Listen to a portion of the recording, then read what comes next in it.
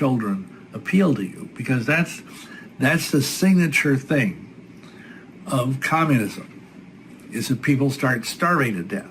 And let me tell you, this is not a bug, this is a feature. You know, for example, right now, thousands and thousands of people are starving, literally starving in Venezuela because they ended up having to eat all of their pets and all of their zoo animals, and now they have nothing left. And that's why, you know, thousands of them are heading north with the hopes of getting into the United States. It's a tragedy. And it's again, what happens when you turn a prosperous, vibrant economy like Venezuela was, because Venezuela has a lot of oil, over to socialists and communists. It ends up becoming basically a tragedy. You look back at Russia, the Bolsheviks came in 1917, shot the Tsar and his family, and within a few years, they were shooting everybody in sight that disagreed with them. They were starving millions, literally millions of farmers. They were, you know, shooting, just torturing and shooting millions more. Beyond that, we have Mao Zedong in China, who started the communist revolution there in the late 1940s. And he, either starved or murdered 50 million people. So that amounts to about 100 million casualties because of the workers' paradise of socialism / communism. Now, we just cannot, we already have a lot of this in America. It's crept in because that again is the playbook of these people. They do it gradually. They don't just come in with guns and take over. They've been doing this basically as long ago as John Dewey starting the public school system, which is over 100 years ago. And they've been gradually, if you were boiling the frog, and now it is reaching the boiling point. Now, we certainly can and pray for our nation and for its leaders. The Bible exhorts us to do that. But we need to understand, and I think most of the people that watch my channel do understand this, but we need to understand that, number one, many, if not most of these people that are in power are pedophiles and Satan worshipers. That's just a fact. Okay. They feed off death and bloodletting. They are all into black magic. Again, not the racial term, but just the idea of it being evil magic. And they have allowed tens of thousands of children to go missing from the border. The figure might be as high as 300,000 children have gone missing since Biden took over.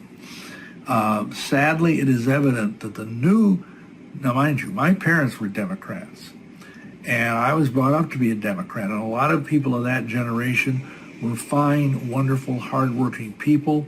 They tended to be more working class people, which is, again, the backbone of America. But now, the new Democratic Party is the party of censorship, baby killing, and pedophilia. I hate to say that, but that's what's going on at the highest levels. And if you want to be a part of that, well, you need deliverance.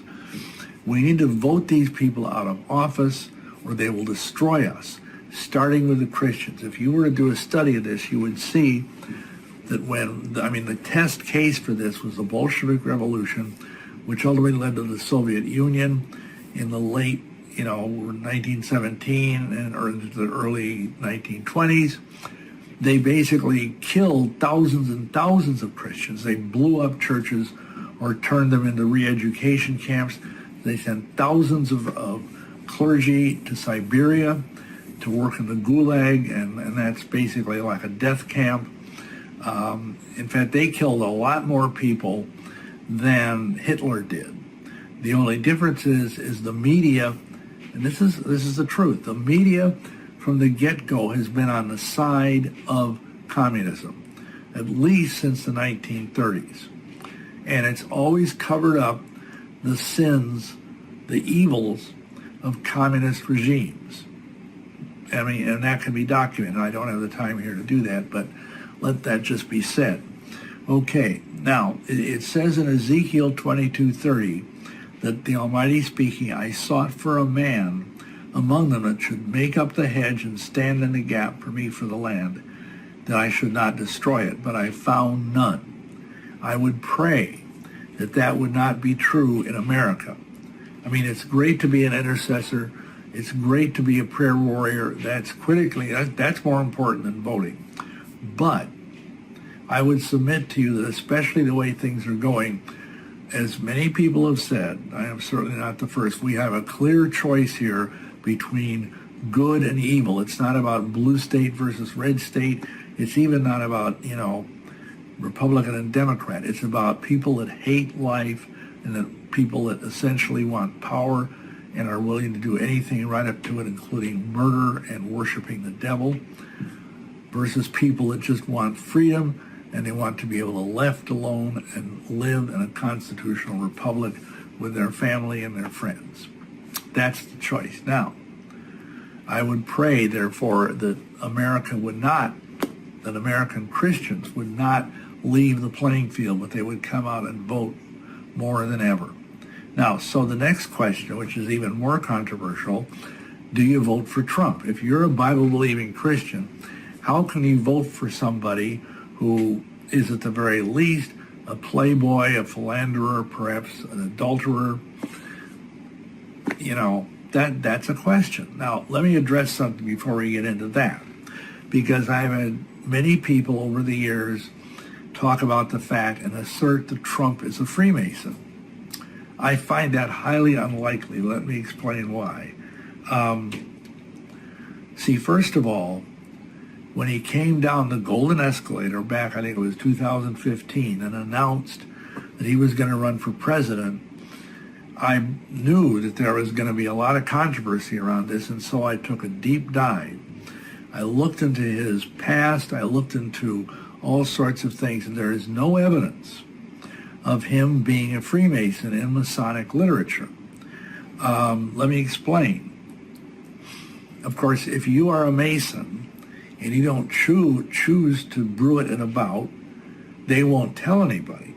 But here's the thing with Trump. Trump's father was in real estate.